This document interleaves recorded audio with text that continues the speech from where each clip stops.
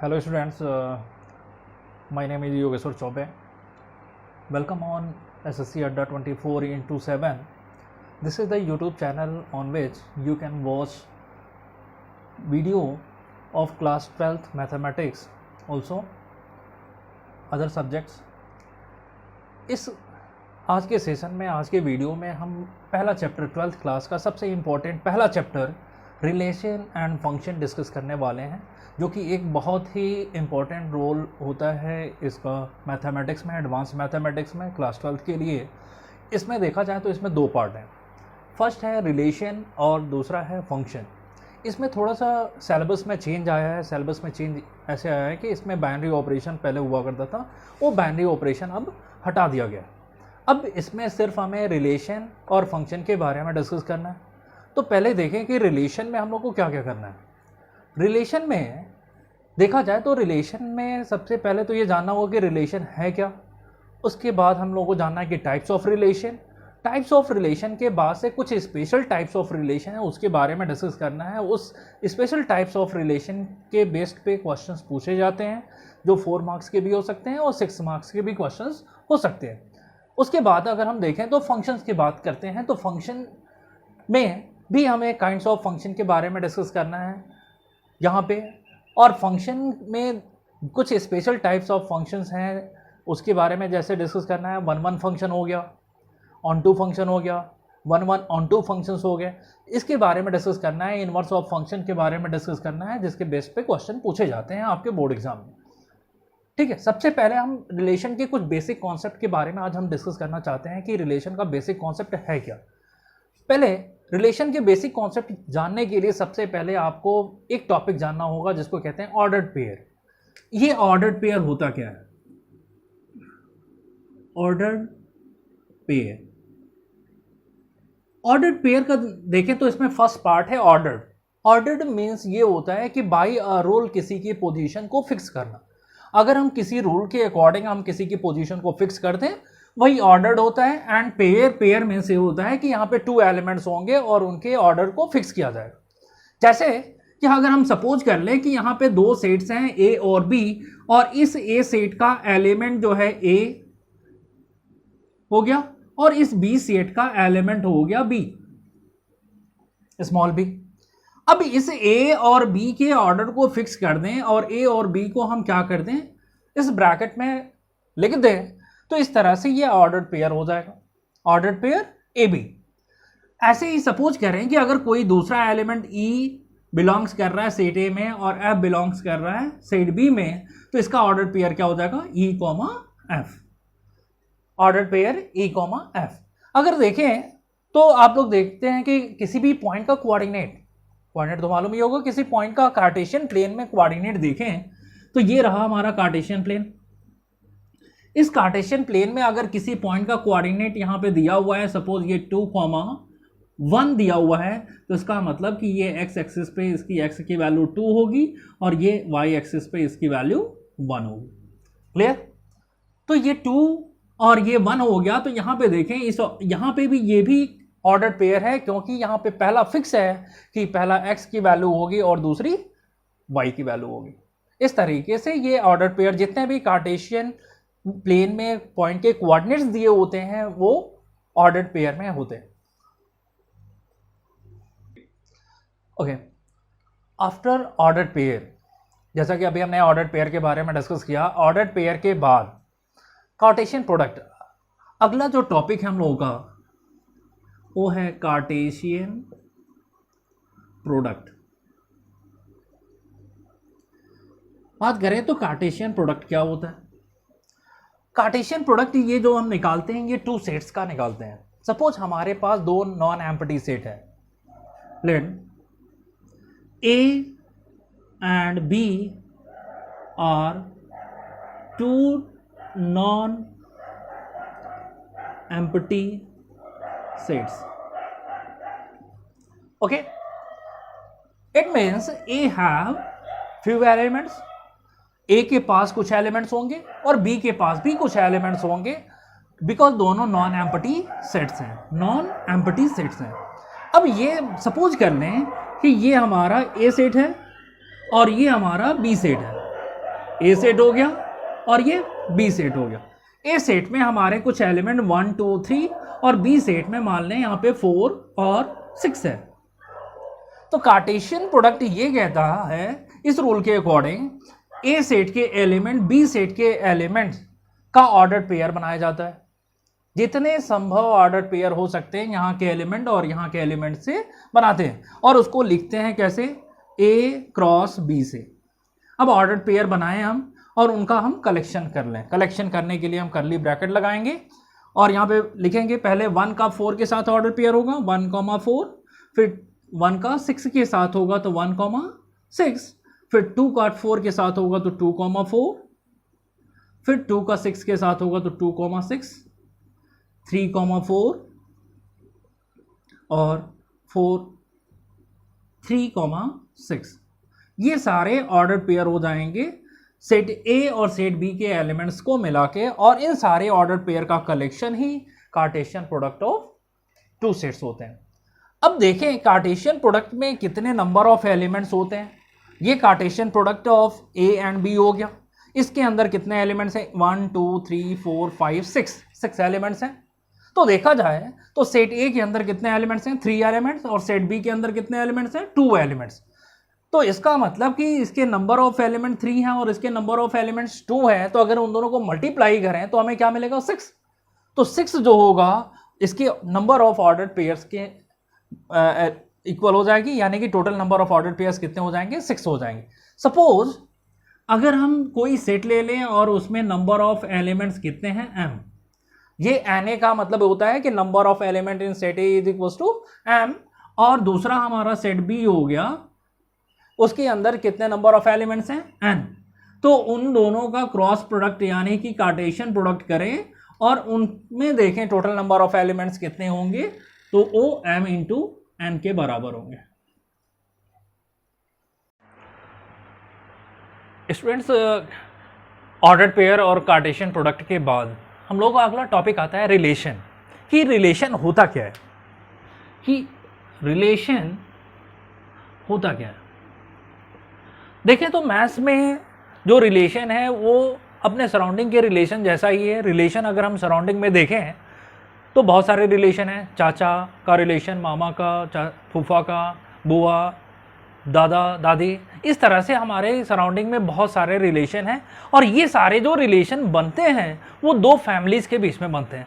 किसी एक रूल के अकॉर्डिंग ही एक दूसरे के एक फैमिली के साथ रिलेट होती है, और हम एक पर्सन को दूसरे पर्सन से क्या करते हैं, रिलेट करते हैं बाय एनी रिलेशन, नाम देके कि मामा हैं, ये मेरे चाचा हैं, इस तरीके से। उसी तरीके से यहाँ मैथ्स में भी एक रिलेशन होती है कि एक सेट का जो नंबर का सेट है वो दूसरे नंबर के सेट से किस तरीके से रिलेट होगा, वहाँ पे भी एक रूल होता है। क्लियर? तो देखें कैसे हम रिलेशन को डिस्कस करेंगे यहाँ पे। तो यहाँ पे एक छोटा सा एग्जांपल लेते हैं। जैसे यहाँ पे कुछ पर्सन का ग्रुप है, जैसे कि राम, लक्ष्मण, भरत, शत्रुघ्न,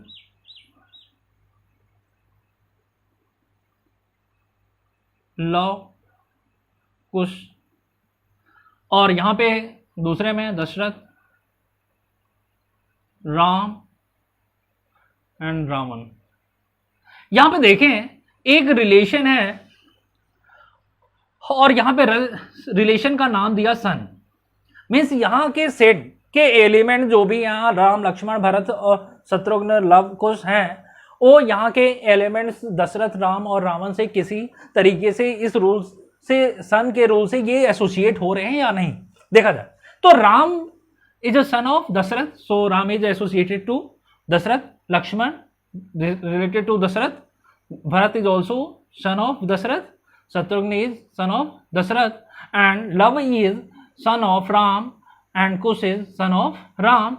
सो ये दोनों लव, कुश राम से रिलेटेड होंगे, राम, लक्ष्मण, भरत, शत्रुघ्न दशरथ से रिलेटेड होंगे, और रावण का यहाँ रिलेशन नहीं होगा यहाँ पे, क्योंकि यहाँ पे रावण का कोई सन नहीं है। तो इस तरीके से रिलेशन कंप्लीट हुआ। उसी तरीके से हम नंबर के केस में देखें, अगर हमारे पास कुछ एलिमेंट्स दिए हों और यहाँ पे सेट ए दिया हुआ है और यहाँ सेट बी दिया हुआ है, और इसके बीच में रिलेशन आर दिया हुआ है, और इस रिलेशन आर रूल को हम क्या नाम देते हैं, स्क्वायर ऑफ।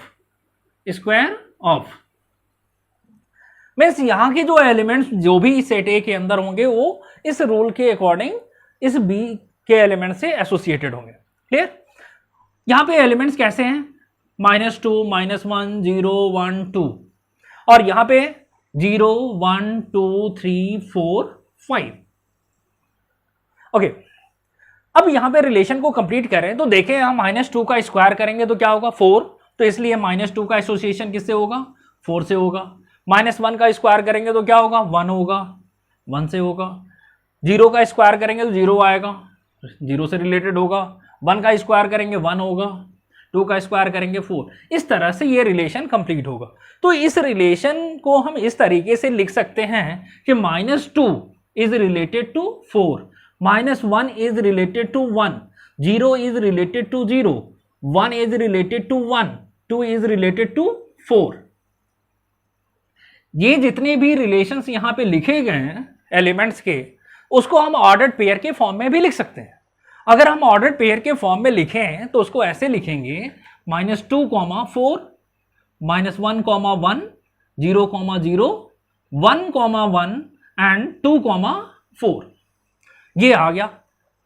तो ये सारे रिलेशन के एलिमेंट्स हो जाएंगे, और इस रिलेशन के एलिमेंट्स को हमने किस में लिखा, ऑर्डर्ड पेयर में लिखा। तो देखें यहाँ पे उसको हम सेट के फॉर्म में लिखें तो रिलेशन को इस तरीके से लिखेंगे, -2, 4, वहां के जितने भी एलिमेंट्स हैं उनको करली ब्रैकेट में क्लोज कर देंगे। तो -2, 4, -1, 1, 0, 0, 1, 1 एंड 2, 4। ये रिलेशन हो गया। अब इस रिलेशन में ध्यान दें तो कुछ इंपॉर्टेंट वर्ड्स हैं जिनके मतलब पता होने चाहिए यहाँ पे, जैसे कि इमेज और प्री इमेज। इमेज क्या होते हैं, तो यहाँ पे जितने भी सेट ए के एलिमेंट्स हैं सेट बी के साथ एसोसिएटेड हुए हैं, तो जिन जिन एलिमेंट्स का एसोसिएशन सेट बी के अंदर हुआ है उन्हीं एलिमेंट्स को हम क्या कहते हैं, इमेजेस कहते हैं। जैसे 0, 1, 4, और ये सेट ए के किस एलिमेंट के साथ एसोसिएटेड हैं, इन सबको हम कहते हैं प्री इमेजेस।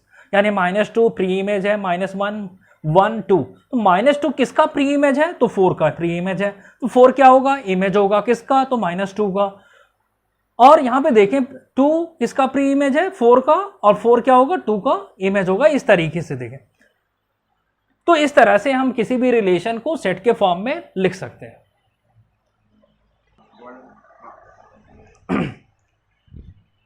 स्टूडेंट्स, रिलेशन में कुछ टर्म्स हम लोगों को पढ़ने हैं, डोमेन और रेंज। क्लास 11th में भी आप लोगों ने पढ़ा होगा, तो यहाँ पे भी हम लोगों को डोमेन और रेंज के बारे में जानना होगा। तो पहले ये देखें कि सेट के माध्यम से कि रिलेशन में डोमेन और रेंज होता क्या है। तो हम यहाँ पे उसके लिए एक एग्जांपल लेंगे। यहाँ पे सेट ए हो गया और ये रहा सेट बी।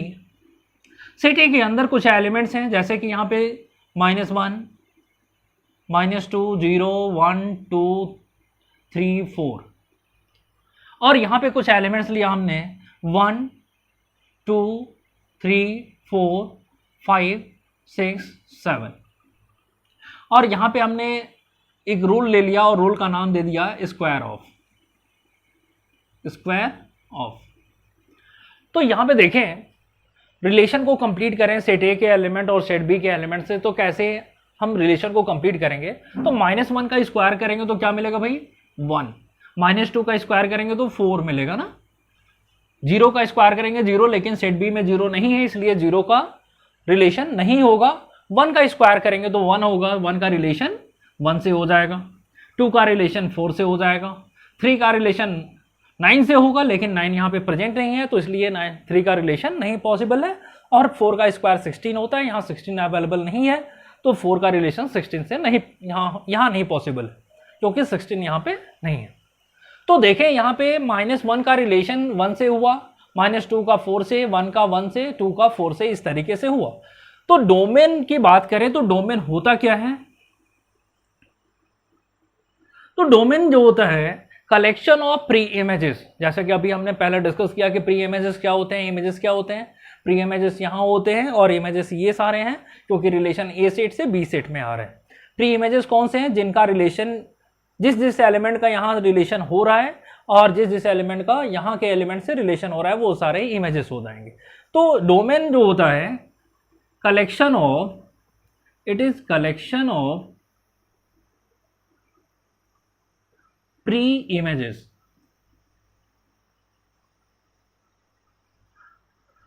और रेंज की बात करें तो रेंज क्या हो जाएगा? इट इज कलेक्शन ऑफ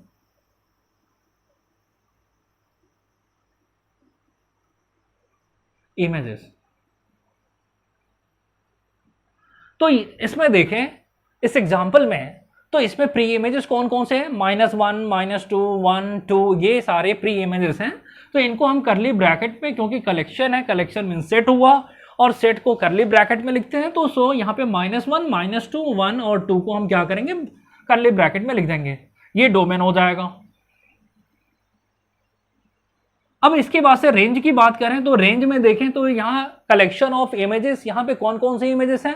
1 और 4।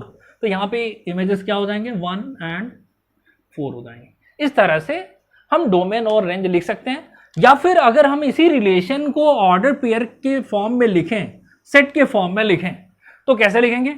-1 का रिलेशन 1 से हुआ है तो इसलिए -1, 1।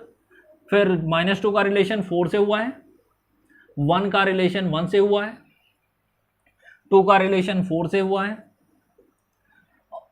इस तरह से अगर कोई भी रिलेशन दिया हो और आप लोगों से कहा जाए कि इसका डोमेन और रेंज लिखें, तो डोमेन क्या हो जाएगा? तो जो फर्स्ट एलिमेंट होगा, जितने भी फर्स्ट एलिमेंट का कलेक्शन बनेगा उन्हीं को हम क्या कहेंगे? डोमेन। और सेकेंड एलिमेंट के जो कलेक्शंस होंगे उनको हम क्या बोलेंगे? रेंज बोलेंगे। इस तरह से हम डोमेन और रेंज निकालेंगे। इसके भी और भी क्वेश्चन हम लोग आगे डिस्कस करेंगे। स्टूडेंट्स, आज हम लोगों ने डिस्कस किया बेसिक कॉन्सेप्ट ऑफ रिलेशन, जिसमें ऑर्डर्ड पेयर और कार्टेशियन प्रोडक्ट और रिलेशन के डेफिनेशन हुआ और कैसे हम डोमेन और रेंज को लिखेंगे। नेक्स्ट वीडियो में हम डिस्कस करेंगे कि उसमें टाइप्स ऑफ रिलेशन कितने होते हैं और फंक्शन के बारे में डिस्कस करेंगे और काफ़ी सारी चीज़ें बताएंगे। और आप लोग एनसीईआरटी बुक्स हुए और आर.डी. शर्मा और आर.एस. अग्रवाल के क्वेश्चंस को आप करते रहें। इससे रिलेटेड जितने भी हैं क्वेश्चंस आप कर सकते हैं। अगर कोई भी क्वेरी होती है तो आप कमेंट करके भी बता सकते हैं, या फिर हम आगे चल के आप लोगों को नंबर भी प्रोवाइड करेंगे। और उसके पहले आप लोगों को सबसे पहले हमारे चैनल स्कॉलर्स अड्डा 24/7 को सब्सक्राइब करना होगा। Thank you.